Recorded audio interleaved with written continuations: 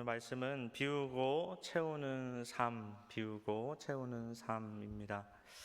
이런 이야기가 있습니다.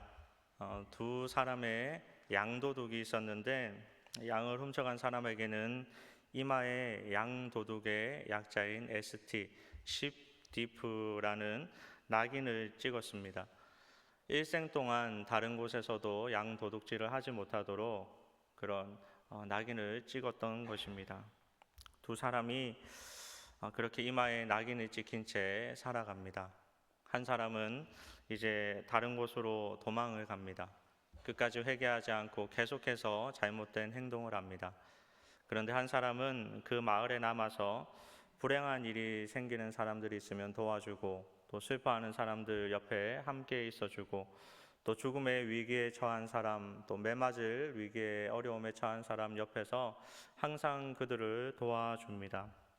그래서 그 동네와 이웃 마을 사람들에게는 그 사람이 이제는 성직자보다 더 귀한 사람으로 여겨졌습니다.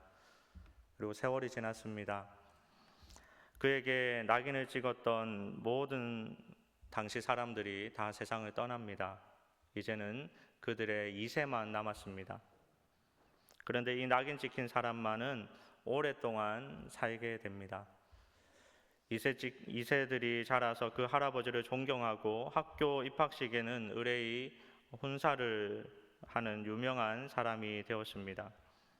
이마에 낙인 찍힌 그런 찍는 풍속도 이제는 완전히 사라졌습니다. 어느 날 2세들이 서로 이렇게 묻습니다. 왜 저 할아버지 이마에는 ST가 찍혀 있는가? 서로 질문합니다.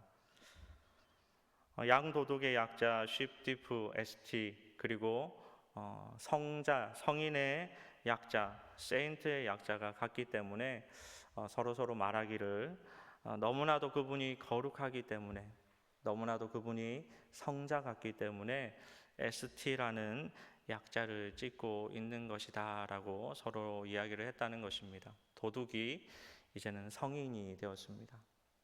갈라디아서 2장 20절에는 이렇게 말씀하고 있습니다. 내가 그리스도와 함께 십자가에 못 박혔나니 그런즉 이제는 내가 사는 것이 아니요 오직 내 안에 그리스도께서 사는 것이라. 이제 내가 육체 가운데 사는 것은 나를 사랑하사 나를 위하여 자기 자신을 버리신 하나님의 아들을 믿는 믿음 안에서 사는 것이라. 아멘. 성도 여러분, 저와 여러분은 믿음 안에서 살아가는 그리스도인을 여러분 기억하시기를 바랍니다. 그렇다면 우리의 변화는, 우리의 삶의 모습의 변화는 과연 어떤 것이 있겠습니까? 오늘 말씀은 하나님을 본받는 생활에 대한 말씀으로 우리가 앞서 읽지는 않았지만 23절에서 25절까지의 말씀을 보면 하나님을 믿는 사람은 심령이 새롭게 되어서 새 사람을 입어야 된다라고 말씀합니다. 또 그런 사람은 거짓을 버리고 참된 것을 말합니다. 분을 내어도 죄를 짓지 않고 해가 지도록 분을 품지 않고 마귀에게 틈을 주지 않고 도둑질하지 않고 오히려 가난한 사람을 도우는 선한 일을 하는 사람이다라고 말씀합니다.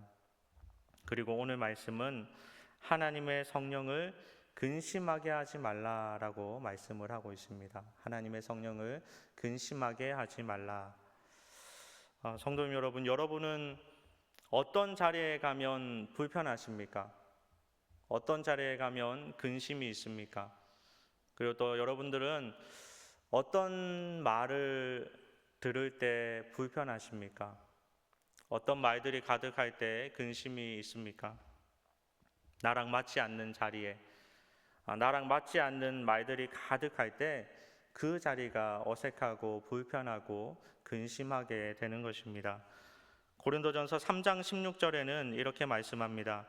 다 함께 읽겠습니다. 너희는 너희가 하나님의 성전인 것과 하나님의 성령이 너희 안에 계시는 것을 알지 못하느냐. 하나님을 믿는 성도는 하나님의 성전이며 그리고 하나님의 성령이 그 안에 거한다라고 말씀을 하고 있습니다. 즉 믿음의 사람은 성령의 사람, 성령이 가득한 사람이다라는 것이죠. 그런 성령의 사람, 믿음의 사람이 어떤 자리가 불편해야 할까요? 그리고 그 사람은 어떤 말을 불편해 할까요? 오늘 말씀은 이 제목처럼 성령의 사람은 무엇을 비우고 무엇으로 채워야 하는지에 대한 말씀을 하고 있습니다. 두 가지로 생각했으면 좋겠는데, 첫 번째는 당연히 버릴 것입니다. 버릴 것, 비울 것. 성령의 사람이 버려야 되는 것, 비워야 되는 것입니다. 에베소서 4장 31절 말씀을 우리 다 함께 읽겠습니다. 너희는 모든 악독과 노함과 분냄과 떠드는 것과 비방하는 것을 모든 악의와 함께 버리고, 먼저 성령을 근심하게 하는 것들입니다. 우리를 불편하게 하는 것들이 이렇게 많습니다. 모든 악독과 노함과 분냄과 떠드는 것과 비방과 악의, 바울은 이 모든 것들을 우리가 버려야 함을 말씀을 하고 있습니다. 그리고 여기서 버리다에 사용된 헬라어가 아르데토입니다. 아르데토. 문자적으로 보면 다 쓸어버린다, 쓸어버린다, 깨끗이 쓸어버린다. 우리 성도는 이 모든 것들을 잠시 뒤로 치우는 것이 아니라 완전하게 깨끗하게 쓸어버려야 한다라는 사실을 여러분 꼭 기억해 두시기 바랍니다. 지금 우리가 아직 다 쓸어버리지 못한 것이 여러분 있습니까? 과거에 당한 손해나 모욕 때문에 원한을 품고 있는 것이 있습니까? 아니면 이웃과의 화해를 거부하는 그런 마음이 있습니까? 남을 비방하거나 또 분노한다든지, 지속적인 악한 말을 한다든지, 분노를 자제하지 못한다든지, 그런 다른 사람을 모욕하는 말을 하는 그런 우리의 모습은 없습니까? 성도는 두 마음을 품을 수 없기에 그런 말을 했을 때, 그런 행동을 했을 때 너무나 불편해야 합니다. 왜냐하면 우리의 마음에는 성령이 가득하기 때문입니다.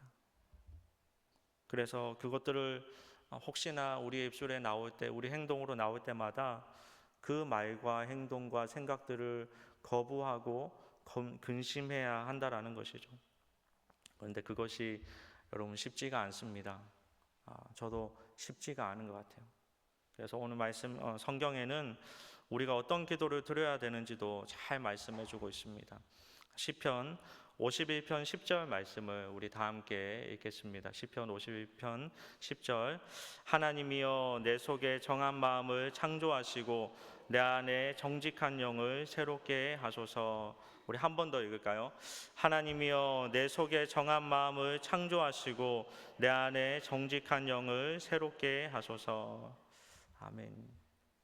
지금도 사탄은 우는 사자와 같이 두루다니며 삼킬 자를 찾습니다. 어떻게 하면 악독하게, 어떻게 하면 노하게, 어떻게 하면 분하게, 비방하게, 교만하게, 부정적인 말과 행동을 하게끔 할까? 그래서 어떻게 저 가정을 무너뜨릴까? 저 공동체를 무너뜨릴까? 더 나아가서 그 내면, 그 개인을 무너뜨릴까 배고파하며 찾고 또 찾고 있습니다. 우리 호랑이에게 물려가도 정신만 차리면 산다라는 속담이 있죠. 위급한 상황이 오더라도 정신을 똑바로 차릴 때 위기에서 벗어날 수 있다라는 말입니다. 우리 성도가 정신을 바짝 차려서 매일 매 순간마다 살아갈 때마다 하나님과 동행하면서 나와 동행하시는 그 하나님께 이렇게 간절한 마음으로 기도해야 됩니다. 하나님, 지금도 내 안에는 비방하는 말, 악독하는 그런 더러운 말, 교만한 마음, 악한 마음들, 분열의 마음들, 불편한 여러 가지 마음들이 있습니다. 하나님, 이 모든 것들을 이기게 하여 주시옵소서. 지혜롭게 하여 주시고 화목하게 하여 주시고 우리의 말과 행동을 하나님 붙잡아 주시옵소서. 간절한 마음으로 우리가 기도하고 다 쓸어버릴 때 우리 성령님께서 그 모든 것들을 완전하게 비우고 또 좋은 것들로 이제는 채우는 그런 인생이 저와 여러분의 삶이 될 줄 믿습니다. 성도님 여러분, 아무리 신앙생활을 오래 하고 아무리 좋은 직분을 가졌다 하더라도, 제가 아무리 목사라 하더라도, 제가 여기 처음 부임했을 때 했던 설교 가운데 따라 따라하게 했던 말이 있어요. 근데 그 말 가운데 아직 멀었다라는 말을 했던 적이 기억이 납니다. 여러분, 저와 여러분은 아직 멀었습니다. 저도 마찬가지고요. 그래서 더 겸손해야 되고, 더 교만을 버려야 되고, 더 악독을 멀리해야 되고, 더 하나님을 가까이 해야 하며 성령님께서 불편하지 않도록 삶을 살아가야 하는 것입니다. 우리 안에 악한 것들을 버리고 정한 마음을 새롭게 하는 그런 은혜가 저와 여러분 삶 가운데 가득하기를 주님의 이름으로 축복합니다. 우리 두 번째는 채울 것입니다. 채울 것. 에베소서 4장 32절에 이렇게 말씀합니다. 에베소서 4장 32절 말씀을 우리 다 함께 읽겠습니다. 서로 친절하게 하며 불쌍히 여기며 서로 용서하기를 하나님이 그리스도 안에서 너희를 용서하심과 같이 하라. 아멘.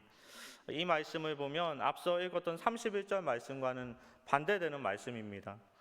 버려야 할 것들을, 악한 것들을 다 버리고 그 안에 무엇으로 채워져야 되는지, 그냥 비워놓으면 안 되고 어떤 것으로 채워져야 되는지에 대해서 말씀을 하는데, 서로 친절하게, 서로 용서하면서 불쌍히 여기면서, 어느 정도까지요? 하나님께서 예수님 안에서 우리를 용서하신 같이 그 정도로 우리가 용서하고 다른 사람들을 생각해야 된다 말씀하고 있습니다. 그리고 여기서 우리가 주목해야 될 단어가 있죠. 두 번이나 반복되는 단어가 있는데 용서 말고도 다른 단어가 있습니다. 여러분, 무엇이 있을까요? 서로입니다. 서로. 지금은 개인주의죠. 개인이 우선, 내 인권이 우선, 내 가족이 우선, 내 생각과 내 뜻이 우선입니다. 그래서 학교에서나 어디에서나 아이들을 가르칠 때마다 나에 대해서 더 많은 것들을 강조합니다. 어른들의 생각도 그렇습니다. 하지만 하나님은 개인을 말하지 않습니다. 하나님은 서로를 말합니다. 전도를 말하고, 사랑을 말하고, 배려를 말하고, 용서를 말하고, 양보를 말합니다. 그래서 성령의 사람은 세상의 것들이 불편할 때가 분명히 있습니다. 반대로 세상은 서로라는 단어를 너무나 불편해하겠죠. 전도를, 사랑을, 배려를, 용서를 불편해합니다. 성도님 여러분, 우리가 그런 세상 가운데 살아가는 세상의 빛이요 소금이라는 사실을 꼭 기억하시기 바랍니다. 믿는 자는 더더욱 서로를 외치고 용서하고 또 배려하고 친절하며 사랑해야 됩니다. 그리고 전도해야 합니다. 하나님이여, 내 속에 정한 마음을 창조하시고 내 안에 정직한 영을 새롭게 하소서. 성소된 우리의 마음이 하나님의 정직한 영으로 그리스도의 사랑과 이해와 용서로 다른 사람을 용서할 때, 저와 여러분이 살아가는 이 땅은 서로를 불편해하는 그런 세상이 아니라 이제는 비방도 다툼도 미움도 없는 하나님께서 기뻐하시는 세상이 될 줄 믿습니다. 가깝게 있는 저와 여러분의 가정이 그런 가정이 되기를 바랍니다. 그리고 우리 교회가, 잠실교회와 아름다운 미래교회가 그런 교회가 되기를 간절히 소원합니다. 더 나아가서 이 나라, 이 민족이 그런 나라와 민족이 되기를 바랍니다. 말씀을 정리하겠습니다. 어떤 이들은 홍삼을 먹지 못합니다. 어떤 이들은 녹차를 못 먹고, 어떤 이들은 복숭아도 못 먹습니다. 어떤 이들은 닭도 못 먹습니다. 왜 그럴까요? 몸에서 거부하기 때문입니다. 성령 충만한 자는 성령이 그 안에 있기 때문에 악독을 거부하고 노함을 거부합니다. 반대로 우리 몸에서 무언가 필요하다고 할 때가 있습니다. 고기가 필요하다, 뭐가 필요하다, 채소가 필요하다 말할 때도 있습니다. 성령을 따라 사는 자는 하나님의 은혜를 사모합니다. 말씀을 사모하게 될 줄 믿습니다. 변비 광고 중에 여러분, 변비 비켜 하는 광고가 기억나십니까? 변비 비켜 하고 나서 변비가 확 사라지고 나서 6회, 상쾌, 통쾌를 외치는 광고가 있습니다. 비우고 채우는 삶, 평생토록 내 안에 있는 불편한 그 악한 배설물들을 다 비우고 이제는 불편함 없이 하나님의 마음으로 내 안에 기쁨과 감사와 평안으로 가득 채우는 그런 인생을 살아갈 때 우리도 외칠 수 있습니다. 유쾌, 상쾌, 통쾌, 그리고 기쁨과 은혜와 감사를 외치는 그런 삶을 살아갈 수 있습니다. 저와 여러분의 삶이 지혜롭게 비우고 채우는 삶이 되기를 주님의 이름으로 간절히 축복합니다.